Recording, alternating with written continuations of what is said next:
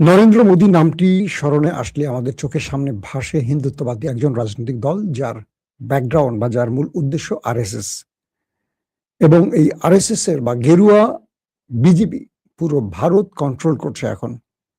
এবং খুব ইন্টারেস্টিং ব্যাপার যে ভারত স্বাধীন করেছিল সেকুলাররা, হিন্দু মুসলিম বা বিভিন্ন ধর্মের লোকেরা। আজ ভারতের ভোটারদের ভোটাধিকারের মাধ্যমে যে বিষয়টি বোঝা যাচ্ছে যে ভারতের উল্লেখযোগ্য হিন্দুরা তারা সেকুলার হতে চান না, তারা চান একটা হিন্দুত্ববাদী ভারত। এবং নরেন্দ্র মোদীকে তারাই ভোট দিয়ে বারবার বিজয়ী করছে। অথচ কংগ্রেস, যারা সেকুলার মূলনীতিতে বিশ্বাসী, যারা রাষ্ট্রকে ধর্মের ভিত্তিতে ভাগ করছেন না বা শাসন করছেন না, সেই কংগ্রেস কিন্তু ক্ষমতার বাইরে। এবং ভারতে কংগ্রেস কোনোভাবেই ফিরে আসতে পারছে না। হ্যাঁ, যদি দুর্নীতির প্রশ্ন টানেন, উপমহাদেশে প্রতিটি দেশই দুর্নীতিতে জর্জরিত। সেটা ভারত বলি, পাকিস্তান বলি, বাংলাদেশ বলি, এখানে যে যত ভালো কথাই বলুক, সফেদ পোশাক পরুক, প্রত্যেকেই দুর্নীতির সাথে জড়িত।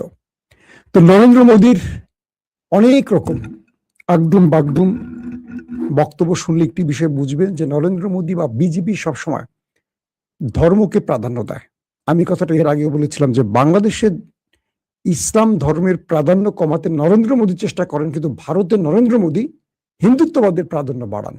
তার মূল নীতিটা হলো ভারত শাসন করবে হিন্দুরা, আর হিন্দুরা এখানের কি বলবো মালিক হবে আর মুসলমানরা হবে কি রিফিউজি। সেই নীতি দিয়ে চলছে। সর্বশেষ পশ্চিমবঙ্গ দখল করেছে নরেন্দ্র মোদীর বিজেপি। কারণ কি? তৃণমূল খুব বেশি ভালো বা খারাপ সে বিশ্লেষণে না যায়, কিন্তু তৃণমূলের চেয়েও কি বিজেপি ভালো, এই প্রশ্নটা করাই যায়। এবং বিজেপি জেতার পর পশ্চিমবঙ্গে জয় শ্রীরাম স্লোগানে যা হচ্ছে, মসজিদের ভেতরের দৃশ্যগুলো দেখছি, নামাজের সময় তারা সেখানে মারধর করছে, নামাজি মুসলিমদের বিভিন্ন রকম পুজোর বাদ্যযন্ত্র বাজিয়ে বিরক্ত করছে, নানান রকম চর্চা শুরু হয়ে গেছে। এই দৃশ্যগুলো দেখতে পাবেন। তৃণমূলের পার্টি অফিস নেতাদের উপর মারধর, অপমান, অবদস্থ, জ্বালা অপহরণ নারীদের উপর চলছে। মানে দাঙ্গা হলে যা হয়, ভারতের বিজেপি সেইভাবেই এখন পুরো কি বলবো পশ্চিমবঙ্গকে তার দখলে নিয়ে সেই অরাজকতা চালাচ্ছেন।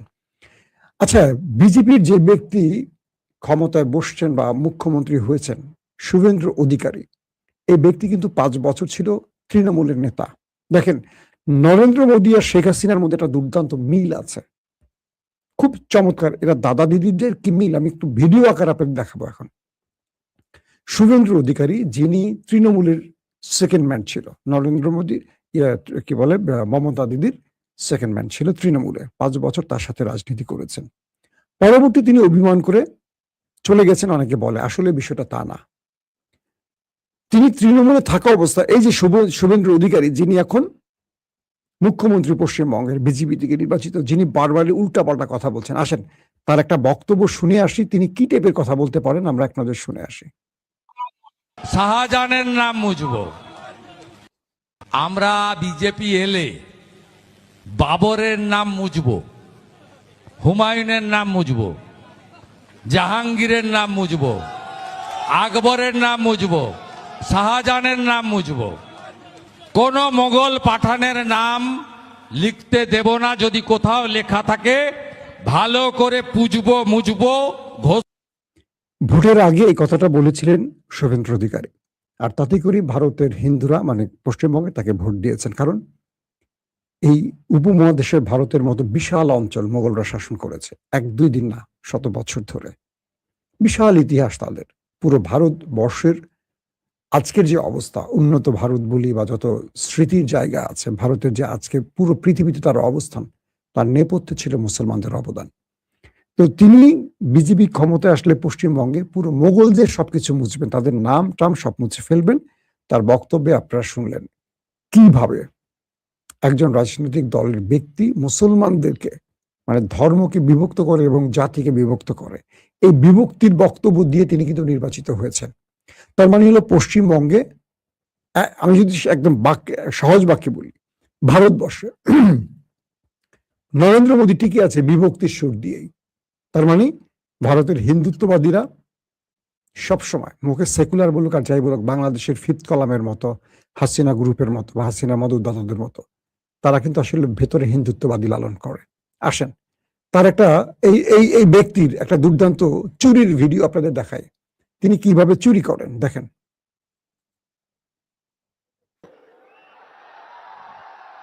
अच्छा लाओ लाओ और ऐसे कुर्ते में रख देते हैं। टीवी पे देखा कि नहीं देखा आपने? और चेहरा कितना भोला भाला था।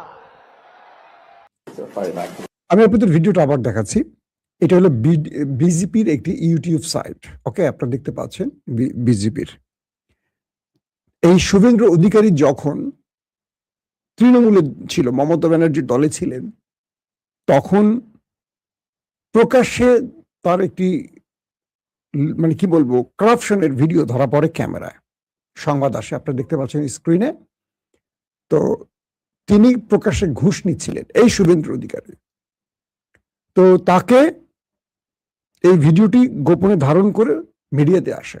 তারপর আমাদের নরেন্দ্র মোদী কি বলছিলেন, তখন এই লোক ছিল তৃণমূলের, মমতার। দেখেন তার বক্তব্যটা শোনেন, পুরোটা আবার শোনেন। 5 लाख रुपीस এই যে টেবিলে টাকা নিচ্ছে कैमरा के सामने আবার দেখেন। 5 lakh rupees 5 lakh rupees camera के सामने टीवी कैमरा के सामने নরেন্দ্র মোদী বলছেন ক্যামেরার সামনে, টিভি ক্যামেরার সামনে শুভেন্দু অধিকারী প্রকাশ্যে ঘুষ নিচ্ছে, সেটা তিনি তার রাজনৈতিক বক্তব্যে প্রচার করছেন। খেয়াল করেন। कितना लाए हो? अच्छा लाओ लाओ और ऐसे कुर्ते में रख देते हैं। टीवी पे देखा कि नहीं देखा आपने? और चेहरा कितना भोला भाला था। ऐसा लगता था ये तो रोज की आदत वाले लगते हैं।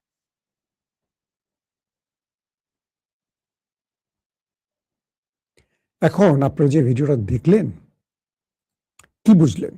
শুভেন্দু অধিকারী প্রকাশ্যে ঘুষ নিচ্ছে নরেন্দ্র মোদীর, তাকে নিয়ে ভিডিওতে বক্তব্য দিচ্ছেন, রাজনৈতিক বক্তব্য, যে কিভাবে টিভির সামনে তিনি টাকা নিচ্ছেন, কি ভোলা ভালা চেহারা, এভাবে পকেটে ঢুকাচ্ছেন, এবং তার কাজ দেখে মনে হচ্ছে তিনি নিয়মিত এইভাবে চুরি বাটপারি করে থাকেন। কাকে নিয়ে বলছেন নরেন্দ্র মোদী?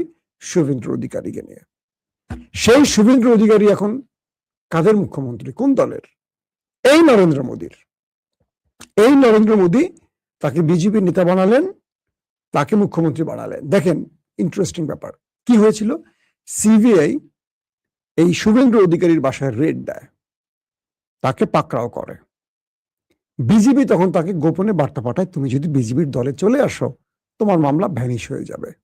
যেহেতু কেন্দ্রীয় সরকার বিজেপি, শুভেন্দু অধিকারী মমতার দল ছেড়ে চলে আসে বিজেপিতে, তিনি ক্লিন ইমেজের হয়ে গেলেন। সঙ্গে সঙ্গে তার উপর থেকে মামলা চলে গেল।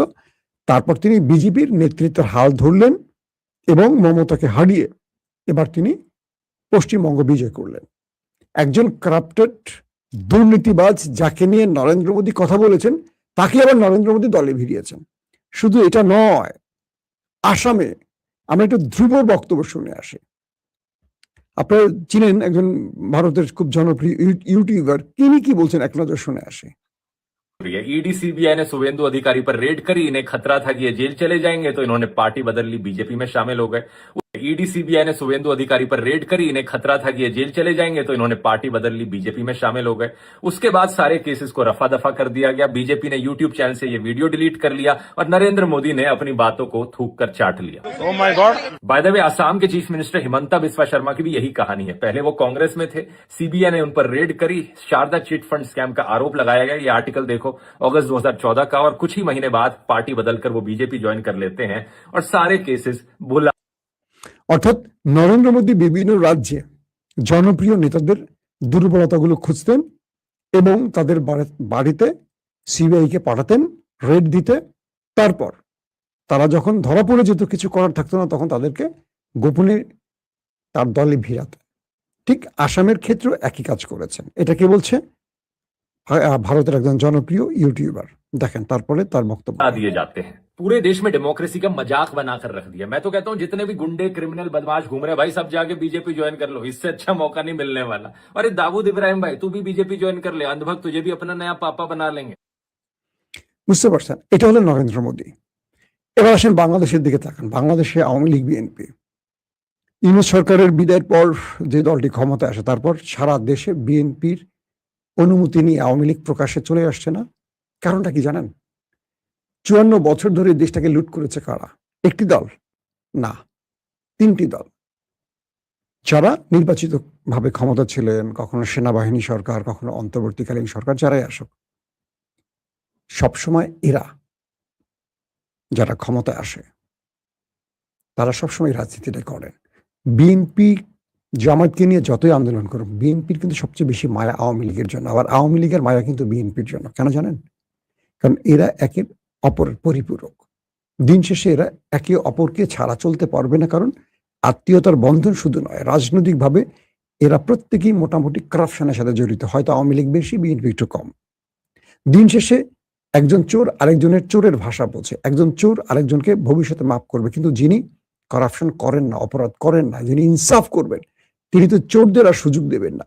বাংলাদেশের যারা সৎপন্থী বা যারা ইনসাফ প্রতিষ্ঠা করবে, যারা লুটপাট করবে না, তাদেরকে কেন আমাদের আমলারা, প্রশাসন, ডিপ স্টেট কেউ চায় না জানেন? কারণ এরা ক্ষমতায় আসলে পুলিশ মাসোহারা পাবে না, এরা ক্ষমতায় আসলে আমলারা হাজার কোটি টাকার মালিক হবে না, এরা ক্ষমতায় আসলে রাষ্ট্রের লুটপাট, টেন্ডারবাজি, দখলদারিতে চলবে না। তাহলে এগুলো চালাতে হলে কি করতে হবে? সবসময় লুটপাটকারীদেরকেই ক্ষমতায় আনতে হবে। তো এই নরেন্দ্র মোদীর রাজনীতিটা এখানেই প্রমাণ হচ্ছে যে একজন শুভেন্দু অধিকারীর মতো কারাপ্টেড লোকের বিরুদ্ধে প্রকাশ্যে কথা বলে তিনি নিজের থুতু আবার নিজে চাটলেন। কিভাবে তাকে আবার সেই দলে আনলেন যাকে নিয়ে নিজে কথা বললেন। চলেন এবার আমি চলে যাচ্ছি আপনাদের ইন্টারন্যাশনাল কিছু খবর, যেটার জন্য আপনারা অপেক্ষা করছেন। আপনারা অনেকে আমাকে বলেন যে ভাই ভারতের কিছু খবর দেন, তাই দিলাম। হরমুজ প্রণালীর উপর দিয়ে, মানে হরমুজ প্রণালীর যে বিশাল জলরাশি, তার নিচ দিয়ে প্রায় 10 ট্রিলিয়ন মার্কিন ডলারের ক্যাবল গেছে। ইরান নতুন করে আমেরিকাকে আরেকটি বিপদে ফেলতে চাচ্ছে। বলছে যে হরমুজ প্রণালীর নিচে যেই ফাইবার অপটিক ক্যাবলগুলো আছে, ইন্টারনেটের ক্যাবলগুলো আছে, প্রায় 10 ট্রিলিয়ন মার্কিন ডলারের। এখন থেকে নিয়মিত ইরানকে এর চার্জ দিতে হবে, কারণ ইরানের ভূখণ্ডে এই ক্যাবলটি গেছে। অর্থাৎ আমেরিকাকে নতুন করে আরেকটি অর্থনৈতিক চাপে ফেলতে চাচ্ছে ইরান। বলছে আমরা আর তোমাদেরকে ছাড় দেব না, এখন থেকে তোমরা আমাদেরকে এই সাবমেরিন ক্যাবেল বলি বা ফাইবার অপটিক ক্যাবেল বলি বা ইন্টারনেট ক্যাবেল বলি, এই ক্যাবেলের জন্য আমাদেরকে অর্থ দেবে, আমাদেরকে টোল দিবে, আর তোমাদের ছাড় দেব না। ইরান অনেক ছাড় দিছে, হরমুজ প্রণালী তো টোল দেবেই, এখন থেকে তারের ক্যাবেলেরও দিবে, কারণ তোমাদের 10 ট্রিলিয়ন মার্কিন ডলারের তার এখান থেকে গেছে, আচ্ছা আমরা এটা কেটে দেব। এখন থেকে মেটা, গুগল যারা আছে তাদের উপরও এই চার্জ নাজিল করবে ইরান, এমন একটা আভাস পাওয়া গেছে। মার্কিন যুক্তরাষ্ট্রের হেনরি কাউন্টিতে ভয়াবহ আগুন ধরেছে একটি প্লাস্টিক রিসাইক্লিং প্রতিষ্ঠান। এত ভয়াবহ আগুন যেটা টিভির স্ক্রিনে দেখলে বোঝা যায় এই আগুনটার নেপথ্যে কারা। কদিন আগে, অর্থাৎ যুদ্ধবিরতির পরই ইরানের একটি প্লাস্টিক রিসাইক্লিং সেন্টারে আগুন ধরে। খেয়াল করবেন, ইরানের ভেতরে। এটা ইরান চেষ্টা করে নিভিয়ে ফেলে। হঠাৎ করে আমেরিকার ভেতরে এই আগুনটা লাগলো কি করে? এটার দায় কাকে দিবে, কে স্বীকার করবে? সব চুপ। কিন্তু আগুনের ভয়াবহতা বলে দিচ্ছে এটার পেছনে, মানে এটা প্রাকৃতিকভাবে হুট করে লেগে গেছে, বিষয়টা এরকম নয়, এটা লাগানো হয়েছে। এবং যে দৃশ্য দেখলাম, ভয়াবহ ব্যাপার, ম্যাসিভ আকারে আগুন জ্বলছে এবং পুরো অঞ্চলটা আগুনের কি বলবো আওতায় চলে গেছে। এটি হলো হেনরি কাউন্টি, যেটি প্লাস্টিক রিসাইক্লিং সেন্টারের কথা বলছি।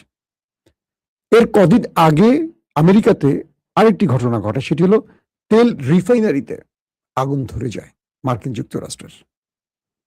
এবং এটিও, মানে কয়েকদিন আগের ঘটনা এটিও আমেরিকাকে অনেক বড় চাপে ফেলে দেয়। আমেরিকার ভেতরে আসলে চলছে এটা কি? এস্টাবলিশমেন্ট অন্য কোনো খেলা খেলছে? কোন উদ্দেশ্য সফল করতে এই কাজগুলো করা হচ্ছে, এগুলো নিয়ে কিন্তু প্রশ্ন উঠছে। দর্শক, ওমান সাগরে আমেরিকার একটি জাহাজ প্রবেশ করে এবং ইরান সেই জাহাজটিতে কমান্ডো অপারেশন করে মার্কিন জাহাজটিকে দখলে নিয়ে নেয়। কল্পনা করেন, মার্কিন যুক্তরাষ্ট্রের তেলের ট্যাঙ্কার, সেখানে ইরানের IRGC যে নৌবাহিনী, তারা কমান্ডো অপারেশন চালিয়ে বারবাডোসায় সে জাহাজটির দখল নিয়ে নেয়। এবং ইরান বলে যে এই জাহাজটি তার ভূখণ্ডে প্রবেশ করে বড় আক্রমণের পরিকল্পনা তৈরি করছিল এবং রাষ্ট্র ইরানের বিরুদ্ধে ষড়যন্ত্রে লিপ্ত হচ্ছিল। ইরান বলছে এ জাতীয় কোনো শত্রুকে আমরা আর কখনো ছাড় দেব না। ইরান সদা প্রস্তুত, সদা জেগে আছে। আমেরিকার জাহাজকে, আমেরিকার তেলের ট্যাঙ্কারকে ইরান নিজে অভিযান চালিয়ে তার কমান্ডো নামিয়ে দখলে নেয়ার খবর কত ভয়াবহ, কত বড় আকার ধারণ করতে পারে। দ্বিতীয়ত, এবার ইরান ঘোষণা দিয়েছে যদি ইরানের কোনো তেলের জাহাজে, বাণিজ্যিক জাহাজে হামলা হয়, ইরান আমেরিকার গালফ কান্ট্রিতে যে ঘাঁটিগুলো রয়েছে, সামরিক ঘাঁটি, সেখানে লক্ষ্য করে অ্যাটাক করবে।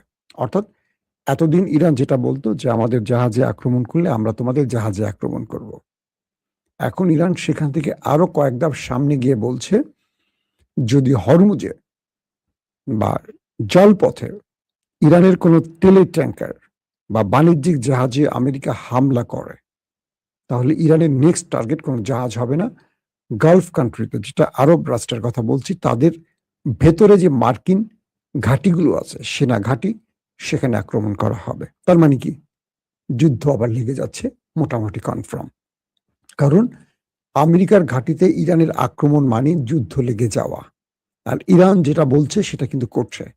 এখন আমেরিকা কি করবে? ইরানের কোনো জাহাজে আক্রমণ করবে? যদি করে বসে, তাহলে ইরান তার কথা রাখতে মার্কিন সেনাবাহিনীর ঘাঁটিতে আক্রমণ করবে। এক বাক্যে বলতে পারি যুদ্ধ শুরুর আভাস আবারও চলে আসছে।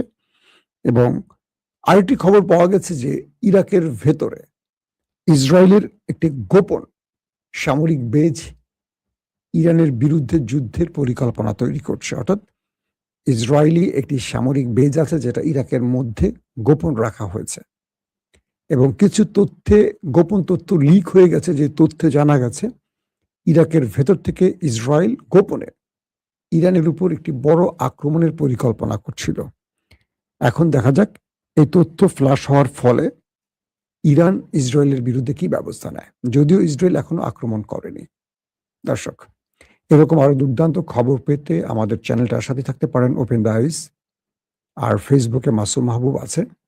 আর বিশেষ এক্সক্লুসিভ যে ভিডিওগুলো, ভিডিও সহকারে, শুধু আপনারা আমাকে দেখবেন, বিষয়টা এরকম না, দুর্দান্ত ভিডিও সহকারে, ডকুমেন্টারি স্টাইলে কিছু ভিডিও আমরা প্রেজেন্ট করতে চাই।